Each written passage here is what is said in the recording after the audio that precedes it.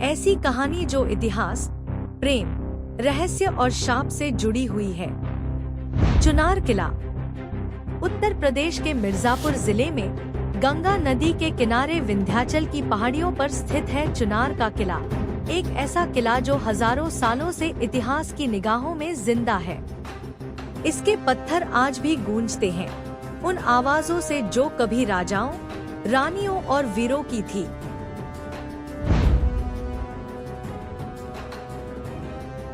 कहते हैं कि कभी इस किले पर सम्राट विक्रमादित्य के छोटे भाई राजा भर्तृहरि का राज था। वह एक दार्शनिक, कवि और न्यायप्रिय राजा थे। भर्तृहरि की पत्नी थी रानी पिंगला, जो सौंदर्य में अनुपम थी, परंतु उसके मन में छल था। एक दिन भर्तृहरि को एक अमर फल मिला, एक ऐसा फल जो खाने वाले को अमरता दे सकता था। उन्होंने वह फल पिंगला को प्रेम पूर्वक दे दिया, परंतु पिंगला ने वह फल अपने प्रेमी अश्वपाल, घुड़साल के नौकर को दे दिया। जब भर्तृहरि को यह धोखा पता चला तो उनका हृदय टूट गया।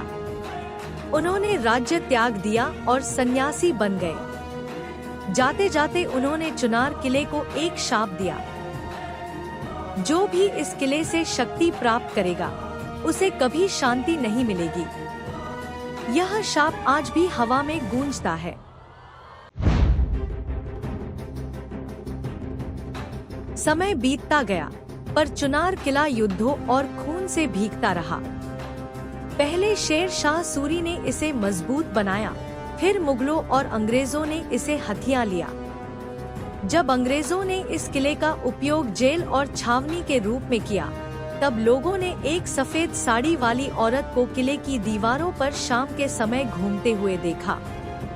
कहते हैं वह आत्मा थी रूपमती की, मध्य प्रदेश के सुल्तान बाज बहादुर की प्रेमिका, जिसे बंदी बनाकर चुनार लाया गया था।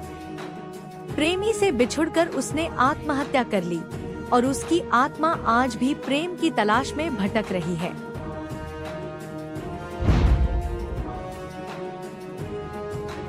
लोक कथाओं के अनुसार चुनार किले के नीचे एक गुप्त सुरंग है, जो सीधी दिल्ली के लाल किले तक जाती है।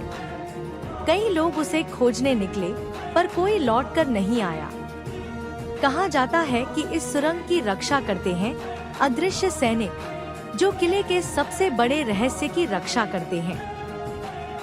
एक गुप्त पुस्तकालय, जहां रखे हैं प्राचीन ग्रंथ, जादुई वस्तुएं और वही अमर फल जिसने भर्तृहरि की दुनिया बदल दी थी।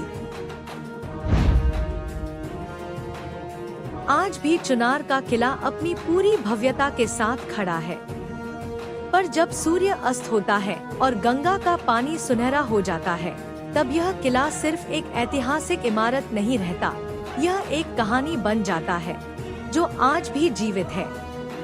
अगर आप चुनार किले जाएं, तो ध्यान से सुनिए। हो सकता है आपको कोई पुकारता हुआ मिले, कोई आत्मा, कोई राजा या शायद खुद किला।